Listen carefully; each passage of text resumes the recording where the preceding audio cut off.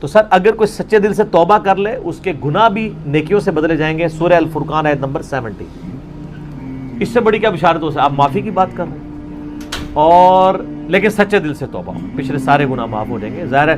اور اس میں تو سب سے بڑے جو اسٹیک پہ لگے ہوئے تھے وہ صحابہ کرام تھے. ہم نے تو پھر بھی چلو اسلام ہمیں پلیٹ میں ملا, ہم نے اس لیول کے کوئی جرم نہیں کیے ہوئے. صحابہ کرام نے تو اسلام دشمنیاں کی ہوئی تھی اور کیا کیا غلط کام کیے تھے ایمان لانے سے پہلے, ان کو واقعی ٹینشن ہوتی تھی. ہم تو ایسے یہ چسکے کے لیے سوال پوچھ رہے ہوتے ہیں, وہ واقعی ٹڈو پوچھ رہے ہوتے سن کہ یا رسول اللہ کیا بنے گا, بیٹیوں کو ہاتھوں سے دفنایا ہوا ہے, ہائے ہائے ہائے, لوگوں کو ناحق قتل کیا ہوا ہے, کیا کریں گے؟ فوراً فکر لگ جاتی تھی. ہاں مسلم شریف کی حدیث بڑی رکت انگیز ہے میرے بھائیوں, میں نے اپنے کربلا والے ریسرچ پیپر میں بھی ڈالی ہے. صحیح مسلم میں کتاب الایمان چیپٹر میں 321 نمبر حدیث ہے, یہ مجھے زبانی یاد ہے, اس پہ میرا کلپ بھی ہے, عمر بن عاص کی موت کے وقت گفتگو.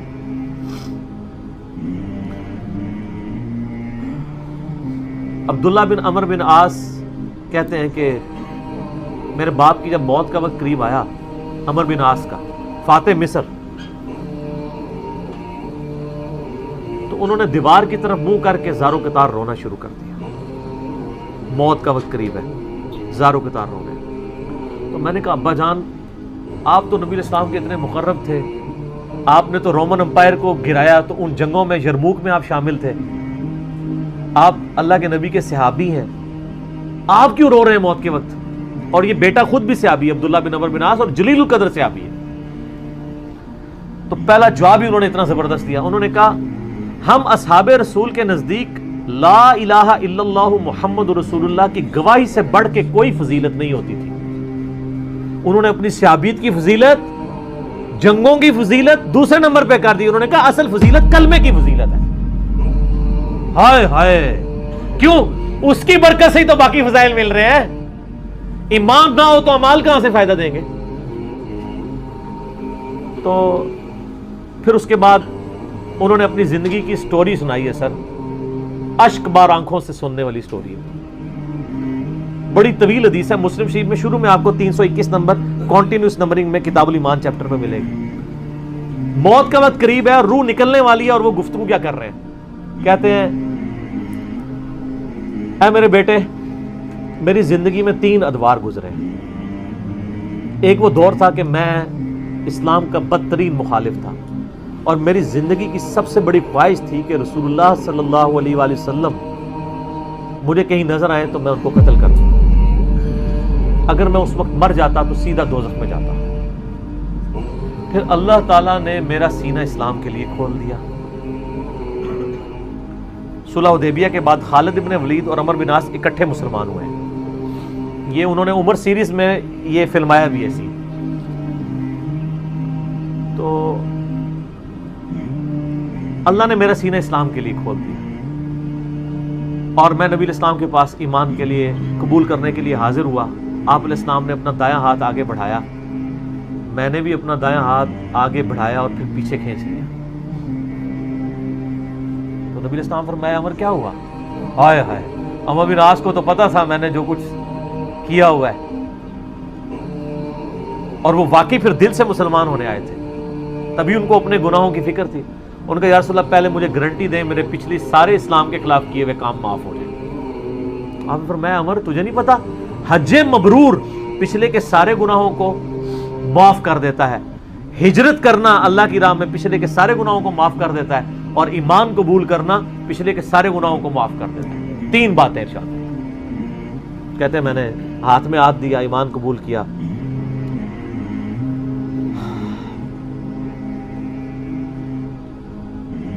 کہتے ہیں نبی علیہ السلام میرے لیے اتنے عزیز ہو گئے ایمان قبول کرنے کے بعد کہ میں نے کبھی بھی نگاہ بھر کے آپ کے چہرے کی طرف پوری زندگی نگاہ اٹھا کے نہیں دیکھا. اور اے میرے بچے, اگر تو مجھ سے پوچھے نا کہ نبی علیہ السلام کی شکل مبارک کیسی تھی, تو میں اس کے خد و خال بیان نہیں کر سکتا. آپ کے چہرے کی روب کی وجہ سے پھر پوری زندگی میں نے حضور کی طرف یوں کر کے ابھی آنکھیں بھر کے بھی نہیں آپ کو دیکھا.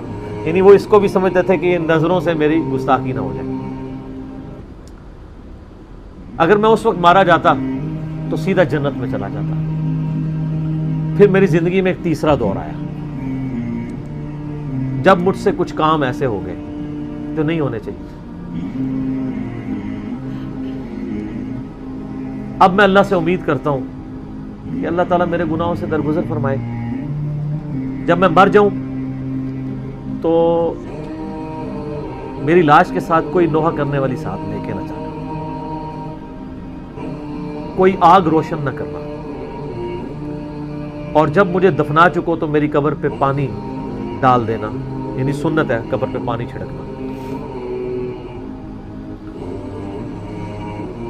اور قبر پہ دفنانے کے بعد میری قبر پہ اتنی دیر بیٹھے رہنا جتنی دیر ایک اونٹ کو نہر کر کے اس کا گوشت تقسیم کیا جاتا ہے, تاکہ میں اپنی قبر کے ساتھ مانوس ہو جاؤں اور اللہ کے آئے ہوئے مہمانوں کو جواب دوں. یعنی تمہاری قبر پہ بیٹھنے اور ذکر اذکار کرنے کی برکت سے مجھے قبر کے سوالات میں استقامت ملے. کیونکہ ابو داؤد میں حدیث ہے, جب اپنے بھائی کو دفنا چکو تو اس پہ قبر پہ کھڑے ہو کے اس کی قبر کے سوالات کی استقامت کے لیے دعا کرو.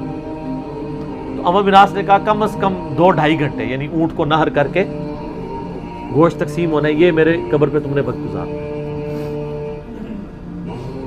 اور وہ کہتے ہیں یہ گفتگو کی اور پھر ان کی روح پرواز کر گئی. اسی کا ایک طریق جو ہے وہ مسند احمد میں ہے, اس میں یہی سارے الفاظ ہیں. اس میں وہ کہتے ہیں میری زندگی میں جو تیسرا دور آیا نا, جب میں ایک بادشاہ سے جا ملا, معاویہ ابن ابی سفیان سے, وہ جو انہوں نے جنگ صفین حضرت علی کے خلاف لڑی تھی نا. سر موت کے وقت تو انسان کو اپنی غلطیاں یاد آ جاتی ہیں نا, جو مرضی ہو. تو وہ کہتے ہیں کہ میں ایک بادشاہ سے جا ملا, پھر مجھ سے وہ کچھ ہوا کہ میں اللہ سے امید کرتا ہوں اللہ مجھے معاف کرے. پھر ایک اور طریقہ ہے مسند احمد کا, اس میں بھی یہ سارے الفاظ ہیں مسلم والے. اس میں الفاظ یہ ہیں پھر کہ وہ کہتے ہیں کہ افسوس, اللہ نے جن کاموں کا مجھے حکم دیا تھا ان کی نافرمانی میں کرتا رہا, اور جن چیزوں سے اللہ تعالیٰ نے روکا تھا وہ کام مجھ سے ہوتے رہے. یہ ان کی عاجزی تھی, ہماری حقیقت ہے. اور کہتے ہیں میرے بچے, نبی علیہ السلام نے مجھے کئی جنگوں کے موقع کے اوپر مجھے امارت بھی میرے سپرد کی, لیکن مجھے یہ دل سے یقین نہیں ہے کہ نبی علیہ السلام واقعی مجھ سے محبت کرتے تھے یا میری تالیف قلب کے لیے کرتے تھے. وہ جو میں نے بتایا نا صحیح مسلم میں, مؤلفۃ القلوب, جن کو ایمان پہ پکا کرنے کے لیے کچھ پوسٹ دے دی, کچھ مال دے دیا, کچھ جانور دے دیے. تو عمر بن عاص موت کے وقت کہتے ہیں کہ مجھے یہ یقین نہیں ہے کہ نبی علیہ السلام مجھ سے دل سے محبت کرتے تھے یا مجھے ایمان پہ قائم رکھنے کے لیے میری دل جوئی فرمایا کرتے تھے. لیکن میرے بچے 2 بندے ایسے ہیں جن کے بارے میں حلفیہ کہتا ہوں کہ اللہ کے نبی ان سے دل سے محبت کرتے تھے. ایک ابن سمیہ عمار ابن یاسر, عمار کو تو قتل کیا ہوا تھا نا صفین میں, قتل عمار تو پیچھا کرتا ہے نا پھر موت تک.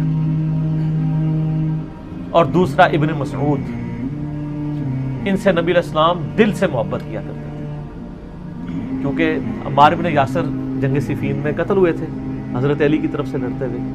اور بخاری مسلم کی اس حدیث کے راوی خود عبداللہ بن عمر بن عاص اور عمر بن عاص بھی ہیں کہ مار کو ایک باغی جماعت قتل کرے گی, مار ان کو اللہ اور جنت کی طرف بلائے گا اور وہ جماعت دوزخ کی طرف بلائے گی. بال میں نے جب سے یہ حدیثیں پڑھی ہیں, میں نے ساری حدیثیں اپنے کربلا والے ریسرچ پیپر میں ڈالی ہوئی ہیں.